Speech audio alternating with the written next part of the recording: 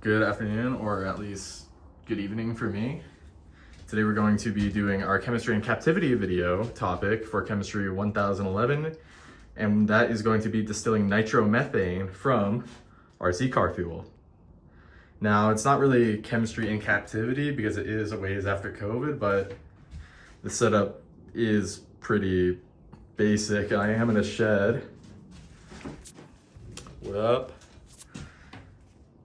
Now, just a few precautionary measures. You are going to need safety glasses, which I am wearing. Everything else is kind of optional.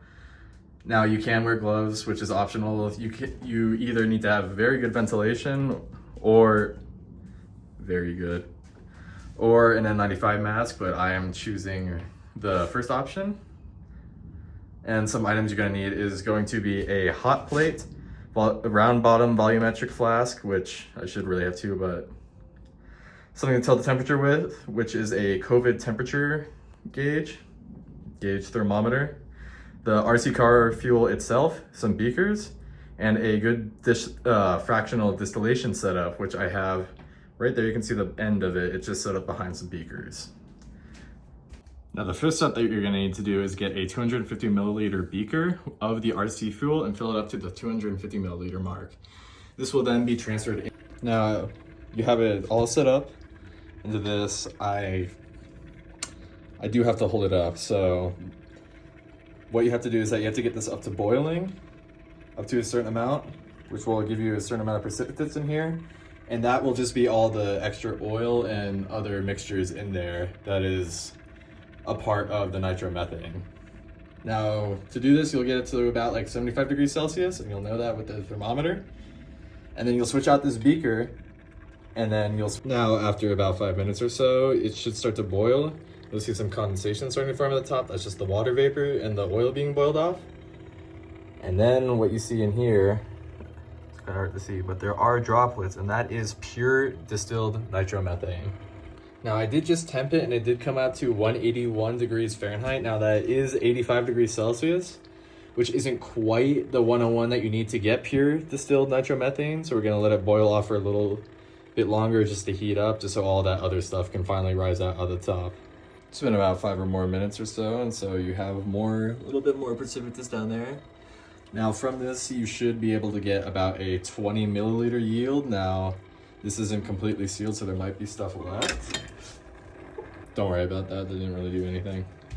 Now, in the procedure, you can see that you will need to collect the distillate. Now, if you wanted the purest form, you would get that beaker out and then put another one in there. But considering I'm just trying to distill this for a captivity video, this will be, so about 20 minutes in, my heated plate kind of turned off, so I'm gonna let the rest of it boil down and then collect the rest of the precipitate, and we're gonna test to see if we have nitromethane. Now, a good test is to see if it reacts violently with sodium hydroxide or caustic soda, because as if this didn't look like meth enough from Breaking Bad, or otherwise no. Well, because of those unforeseen circumstances, we're gonna have to do a little something different with testing it. Now, I did want to get a little bit more off, but this will do.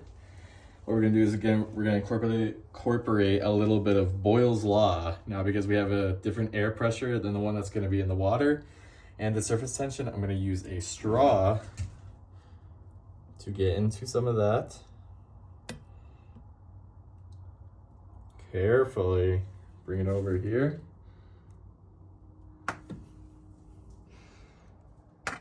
Okay, maybe I'll...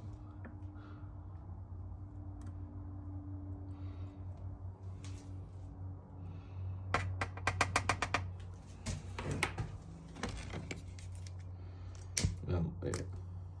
And look at that. It's actually pretty sick. We're gonna do a bit of science right now. Use Boyle's Law with the straw. Get that. And then drop it on there. Get a lighter. And bam! Science!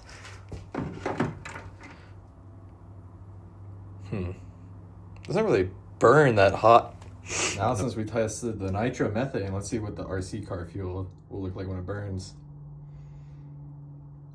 Ooh, That's a lot.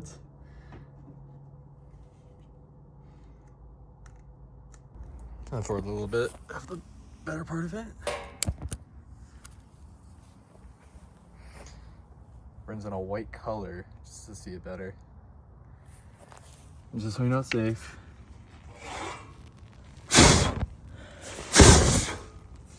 Now for the final part of the video, as I said before, or as you saw before, it produced a white colorless flame, colorless in the daytime, white at night, and that's because nitromethane actually has its own oxygen. So if you look at the Lewis-Stock structure for nitromethane, you can see that nitrogen is bonded to 2 oxygens, and instead of normal combustion needing more oxygen, it actually has its own, so that's why it burns that white color. The same in Bunsen burners, how it's so efficient that it actually turns blue and it doesn't have any of that yellow flame to it.